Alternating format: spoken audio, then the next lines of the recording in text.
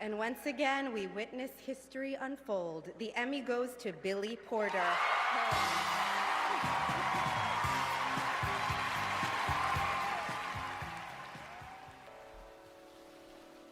Hi! First of all, Happy New Year. I took a little break from making videos for the holiday season, but one thing that had the audacity to pluck me out of my passive hibernation was the onslaught of drama surrounding award season 2020. Now, hate surrounding award season is nothing new. The Oscars, Golden Globes, Emmys, heck, even the Grammys have all faced mass media backlash for misconduct or just people being mad because their favorite person isn't getting the shiny gold thing. One of the main reasons for criticizing these shows lately is their lack of diversity. Oftentimes, nominees are overwhelmingly saturated with people of the same race, sexual orientation, gender, ethnicity, and so forth. For a while, this was the norm until it started to piss some people off. So, towards the end of the last decade, it seemed there was this beautiful coming to Jesus shift, not only in the performers and creators being nominated, but also in the films considered for recognition. Finally, movies about cultures other than our own, people that didn't look like us, and stories that didn't match the typical canon of life poked through the holes of Hollywood. Even behind the scenes, the Me Too and Time's Up movements unveiled the hardships women face on a day-to-day basis. Sexual harassment, an embarrassing wage gap, and more were brought to light as women and men demanded equal opportunities and consequences for all genders and classes. Lupita Nyong'o, Viola Davis, Awkwafina, Jarrell Jerome, all of these men and women and more broke records with their awards. The decade built to its crescendo of Billy Porter being the first openly gay black man to be nominated and win a Leading Actor Emmy Award. Suddenly it seemed like there was this magic turn of the tide, and Hollywood as a whole was pushing forward into this new era of inclusion, visibility, diversity. So the next decade should be a cakewalk, right? And more forward motion? No. The Golden Globes were the most disappointing to me so far, and the Oscars haven't happened yet, so allow me to use the Globes as an example for the sake of conversation. Other than a very small few, the nominees and winners were white. There were no female nominations for Best Director. I thought, okay, it's fine. The SAG Awards nominations had a little more diversity than this. I mean, a little, but it was something, so I figured the Oscars were still up in the air. Could go either way. The morning came, and lo and behold, the vast majority of Oscar nominees were white. And there were no women nominated for Best Director. It can't just be me feeling that this is a massive step backwards for the industry as a whole. I've been scrolling through Twitter fights for weeks about whether or not these nominations are biased, and I just want to let history speak for itself. Starting with the female Best Director issue. The main argument supporting the all-male nominations was the argument that if women want to get nominated or win Best Director, they simply need to make better movies. If the movie was better than Scorsese making another mob movie, or Tarantino making a movie that literally is about nothing, there'd be no problem with the Academy nominating it, right? Wrong. That theory implies, more than implies, that women haven't been making good movies. Pop quiz. In the Oscars' 91-year history, how many women have won Best Director? 1.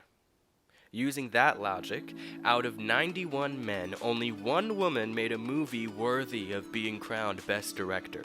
That is a humiliatingly ignorant theory that totally ignores masterpiece films like American Psycho, Cleo from 5 to 7, Winter's Bone, Selma, The Matrix, Zero Dark 30, A Girl Walks Home Alone at Night, Raw, and so many other fantastic, artful movies.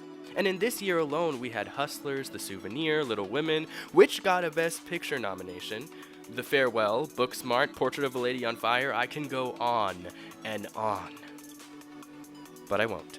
My point here is that there are far too many movies out there directed by women to confidently say in the Academy's 91 years there was only 1 woman who made a movie deserving of the Best Actor award. The second most common argument I saw was in regards to the lack of racial diversity among nominees and winners. It was the argument that including a nominee simply because of their race would possibly cheat another performance out of a deserving spot, like affirmative action but for award shows, which in some people's book would be a no-no. Because it's totally unfair for someone to be excluded from a nomination because of their race. Right? Right? Yes, it is so wrong for a person to be cut out from the running for an Oscar simply because someone of a different race has to fill their spot to make the show look diverse. But here's the thing. If the best performances were always the ones getting recognition, then I wouldn't have an issue. But that's just not the case.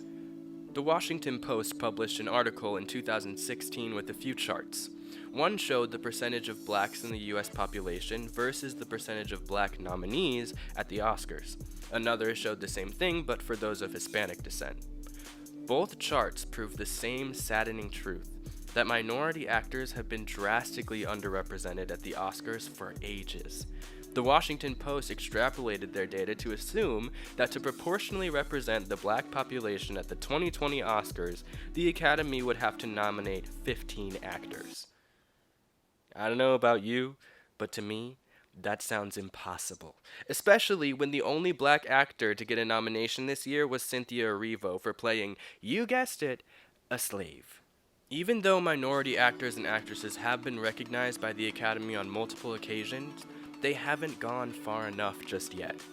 In the last 25 years, the Academy has nominated 16 Hispanic performers.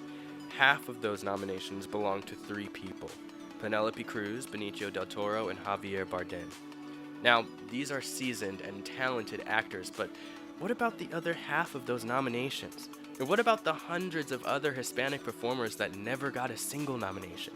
Were their performances just not good enough? This year, the Academy has chosen to ignore performances, films, and people who work tirelessly on their art. The Academy, the Hollywood Foreign Press, take your pick. I'll end with this. If people of color and any other gender than male were nominated at these awards at a completely and proportional rate, then no one would be complaining. An all-male ballot for Best Director wouldn't make me upset if the norm was that they truly chose the best directors from each year. But you can't sit here and tell me that Italian mob guys yelling at each other 5 is more worthy of recognition than The Souvenir, Booksmart, or The Farewell.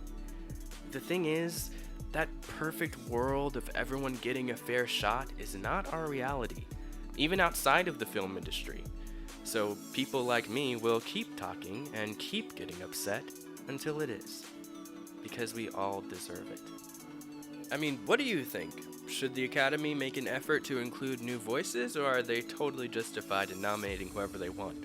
Let me know. Find me on Letterboxd to see what my favorite movies of last year were, and until the next one, see ya.